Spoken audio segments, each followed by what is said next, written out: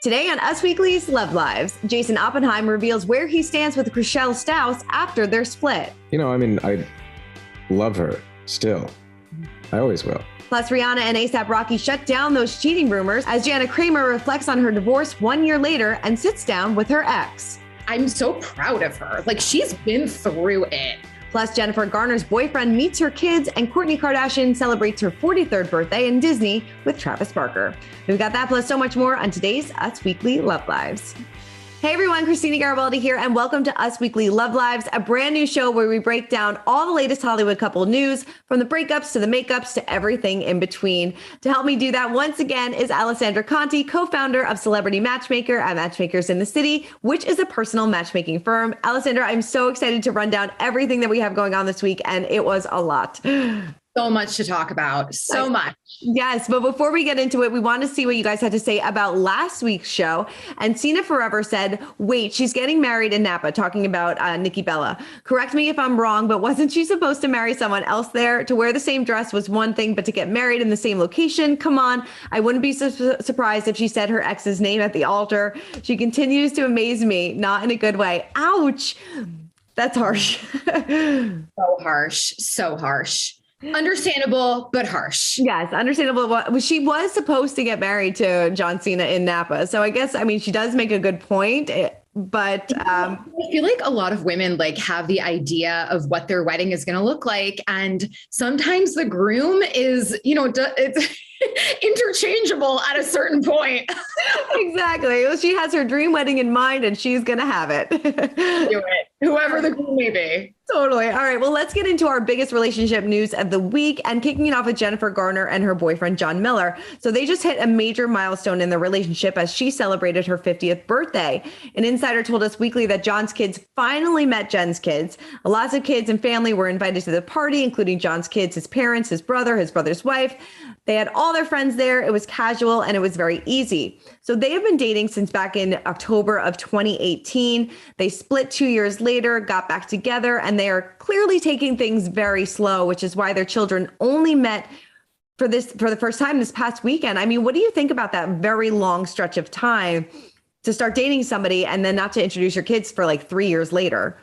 Yeah, a lot of experts agree that a year is a really good amount of time to introduce your kids. Also, a lot of experts also say 3 or 4 months is a really good mark. I kind of disagree with that just because, you don't really know if this person or this relationship is going to go the distance after such a short amount of time. But 2 years, 3 years, that is an incredibly long time to not introduce your significant other to your partner. Right. So it's a little long. It is, especially when you have her ex-husband, Ben Affleck, who is basically moving in with Jennifer Lopez's kids at this point, and vice versa. It's two very different paths, I guess. Yeah, they're literally doing things completely opposite. Mm-hmm. And you know what? That's okay, because Jennifer probably dealt with a lot in that relationship. And she's like, whoa, let's slow down and let's really see if this person is who he's coming out to be. Right. Well, it seems like they're taking that big next step because, introducing to the kids. So, hopefully she's happy, and she is 50 and fabulous. Let's just talk about that. Ridiculous. 50. I'm so shook. To me, Jennifer will always be 13 going on 30. Exactly. She'll always be 30. And she looks 30. Oh my God. It really does. It's crazy. All right. Well, let's talk about Jana Kramer, because this was interesting. She sat down with her ex-husband, Jonathan Chait, following, if you remember back in the day, they had a 12-day marriage, and he is now moved on, married, has a son and a daughter. They became really good friends at the end of their relationship. But then they had a falling out after he posted a photo of the two of them on Twitter from their wedding day and basically said that, this was kind of a mistake. So he sat down with her on her podcast and said, I didn't think anything would ever come of it. I thought that maybe one day you and I would actually have a conversation about what that was all about. I included you because it's not like every day you see that and have that experience. It's something we're really going to have to talk to our children about. not only you, but I'll have to talk to Camden and Lily about Christina. So Jonathan was previously married to Christina Applegate as well. Now, Jana recently ended her marriage to Mike Costin last year. And in a recent Instagram post, she reflected on her split, writing, "This week is 1 year of finding out and being forced to file for divorce. I honestly can't believe it's been a year, but damn, I'm proud of myself for how far I've come and how strong I have been."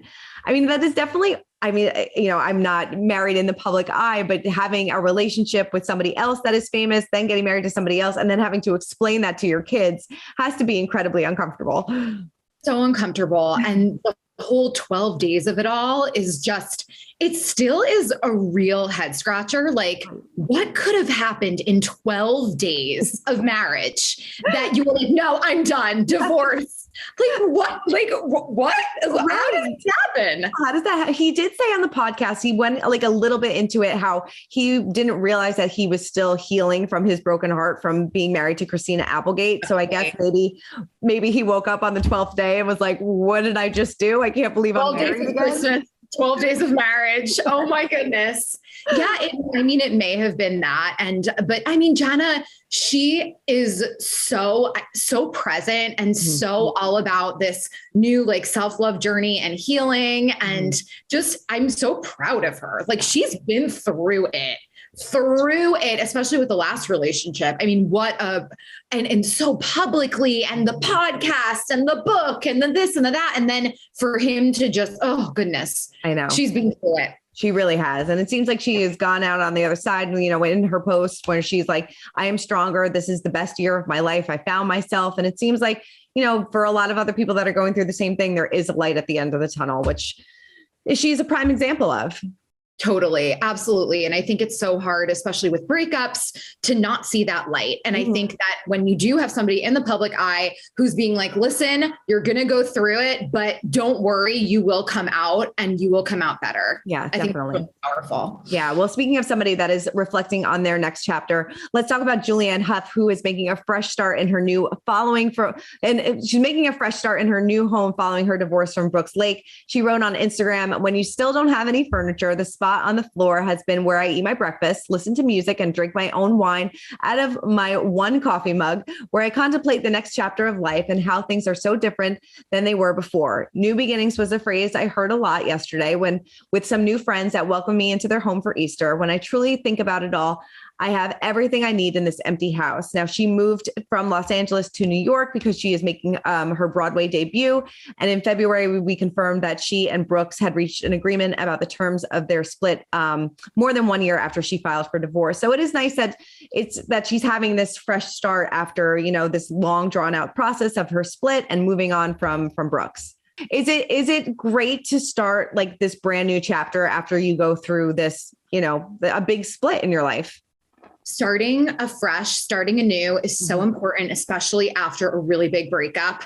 I love Julianne. For a lot of people, they don't have the ability to just move cross country and like move from LA to New York and the fresh new beginnings. But there's so many things that normal people can do to get into that fresh headspace and that fresh mindset. And even the fact that she's starting with no furniture, like if somebody's going through a breakup, throw out the furniture. Like, does this spark joy? If it does, amazing. Keep it. If it doesn't, if it reminds you of the ex, throw it away and get something new. But that new, fresh energy is so important. But yeah, I love that she's in this new chapter. It's so inspiring. Go, Julianne. Yes. I love it. And with Julianne single, we would love to know who you would like to see her with in the future. So let's ship it, Alessandra. I am shipping Julianne with Chris Pine. Chris Pine, he is 41. He just broke up with Annabelle Wallace after they've been dating for 4 years. So he's fresh, he's out, he's new. I'm so excited. I love his personality for her. They're at the same kind of point in their life. And he's just such a gem. And I feel like they would really balance each other out. I love that one. And they would make such a great looking couple too. I feel like you said, they're both at such great places in their life where they can kind of, bounce off each other. She's all about good energy. And I feel like he has that. 100%. I love this couple. Love it. Love it. All right. Well, celebrities were out in full force this week and had some memorable date nights, including Kourtney Kardashian, who celebrated her 43rd birthday with Travis Barker and their children at Disneyland. Alabama Barker, who is, of course, the 16-year-old daughter of Travis, called Kourtney the best soon-to-be stepmom I could ask for. And she said, "You deserve the world." I love this. So fun. She looked like she had a great birthday celebration. Absolutely. And to get that like stamp of approval from the daughter of your soon to be husband, or actually they are technically married from Vegas, but like what a better stamp of approval. Yes, yes, yes. Love it. And then, a lot of people may have been scratching their heads when they first got together, but this relationship works in so many different ways, right? 100%. Absolutely. They started friends first. And that is always something that I highly recommend, just knowing somebody on that friendship level and seeing how they move about the world and seeing if you guys share, just if you kind of enjoy doing the same things and if you enjoy doing life together. And in the latest episode of Keeping Up with the Kardashians, she also just talked about how they were, it was either in the latest episode or in that little special that they did, but she talked about how they would kind of play house when they were just friends, and they would just do activities together as a family and, go bike riding and just enjoy each other's company. And there's nothing better than that. I know it's so nice that it happened so organically, like where she kind of woke up one day and she's like, "Oh my God, this guy has been standing in front of me for all of these years. And let's see if we can make it, take it to the next level." And they did. And I think that makes it so much easier. I guess my question is it easier or sometimes harder to transition from good friends to a relationship? Because if it doesn't work out, then most likely your friendship's over. Oh yeah. Friendship's definitely over. I think that it's important to kind of go in knowing that if you are going to cross that line, either it's do or die. And you have to be okay with saying, okay, this friendship is not going to continue, or, this could be the love of my life. And if you don't take that leap of faith, you'll never know. But it's better to take that leap and see if that romantic compatibility is there than to always have that in the back of your mind of like, oh my gosh, what could have been, and I also love that all of her friends were always like, you need to go for Travis. Like you and Travis would be amazing. And I also love that she made the first move. Yes. Oh my gosh. They had movie night. And then she was like, all right, I don't have time for this. And then she just went for it. So I love that. Like, go Kourtney. Yes. Now they can't keep their hands off each other. I love it. All right. Well, let's move on to our Love Lives with Us, where we talk dating, relationships, and so much more with our favorite stars. This week, we caught up with Selling Sunset's Jason Oppenheim, who opened up about his split from Chrishell and where they stand today. Take a look. Do you see yourself being a dad one day? Is this something that maybe you would want to do and you just maybe couldn't get there in the time frame that Chrishell wanted or needed? I want to be really respectful to our relationship and to her. And so I can only speak to, how I feel now. And I think that everyone's going to see my decision. So, I think that speaks for itself. Yeah. I'm not going to speak to the future. Right. Okay. Well, I mean, Mary told us that she still felt like you were very much in love with Chrishell. Would you say that you are? I will always love her. Yeah. Definitely. I mean, there were so many fun times with the two of you together. I mean, we see your trip to Greece. We see, your kind of coming out party where, everybody kind of finds out that you two were together. I mean, what was it like kind of keeping that relationship under wraps? And what was it like to kind of, say it to the world that we're in love? It was difficult keeping it under wraps because, you want to be, I'm an affectionate person and so is she. And you want to be able to express your love and your affection. And, and yet we weren't able to do that, for a while. And it was difficult, but totally manageable. I mean, I think her and I knew where we stood. And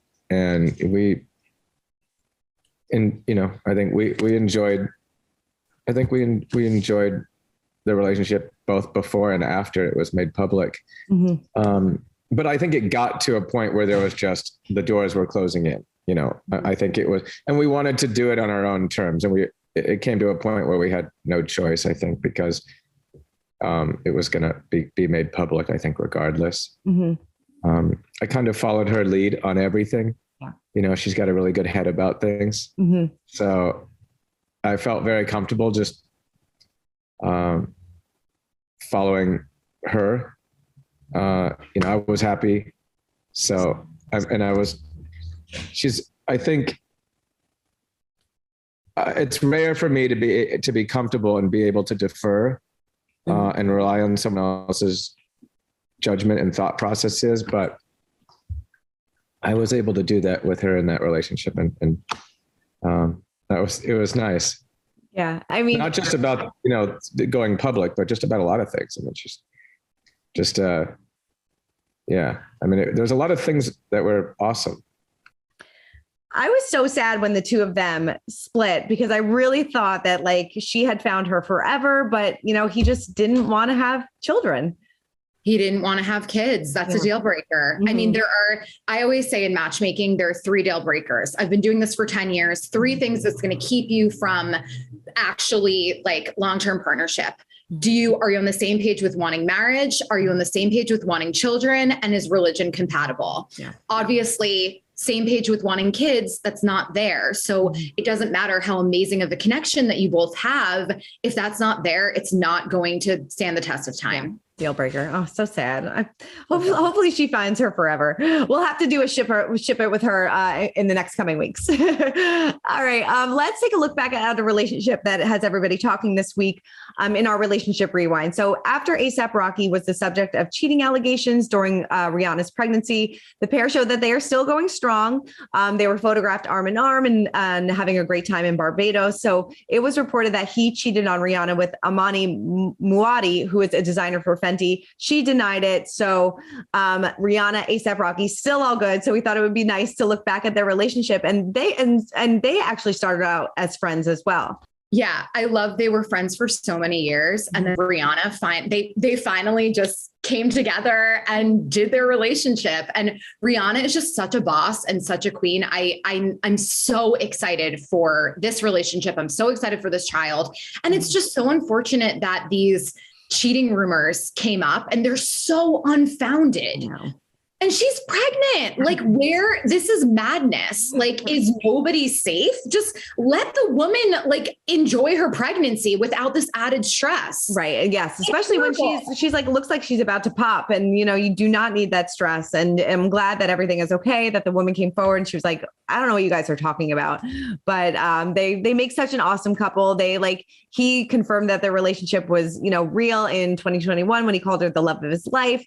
They made their red carpet debut in 2019. And then, of course, they had that amazing Met Gala look, but they're really, really very much in love. Yeah, absolutely. Yeah, I'm so excited for them. And I'm really just hoping that people can pipe down with the cheating allegations. Just let when a woman is pregnant, let her be. Just let her be. She's dealing with enough. She's hormonally dealing with enough. Yeah, so let her live. Let her live. Well, before we wrap up, we wanted to show off our PDA picks of the week. So, Alessandra, who got your PDA pick of the week? Okay, so Sofia Vergara, this is not a typical PDA pick, but I am just living for this family Easter moment with her and Joe oh my gosh, I can never say his name. I can never say it either. Joe Manganiello. Am I saying it right? Joe Manganiello. We're sorry, Joe. You and I both should be able to do this because we are both Italian. Right, I know. But no, I mean, I love this family photo. I love this relationship. Mm-hmm. They're just such a power couple. And I love that they did family Easter, and it's beautiful. I love it. Just like us. I absolutely love it. Mine went to Shepard, and his PDA pick was his wife with another man. He said, well, that's a wrap on my marriage. I wish you both well, and I don't blame either of you. Fair play, Luke Grimes. Of course, this is Luke Grimes from Yellowstone, which, I mean, he's part of one of the biggest shows on TV right now. So I totally get it. Totally get it. Dax is just they're such an amazing couple. Love them together. Love that they can poke fun at each other. Yes. It's all joy. It's all joy there. It really is. Well, Alessandra, thanks so much for breaking down all things relationships with me this week. I absolutely enjoyed it as always. Absolutely. So much fun, and see you next week. Yes. Yeah. Everybody keep commenting, keep subscribing. And like you said, we will see you guys next week. Bye.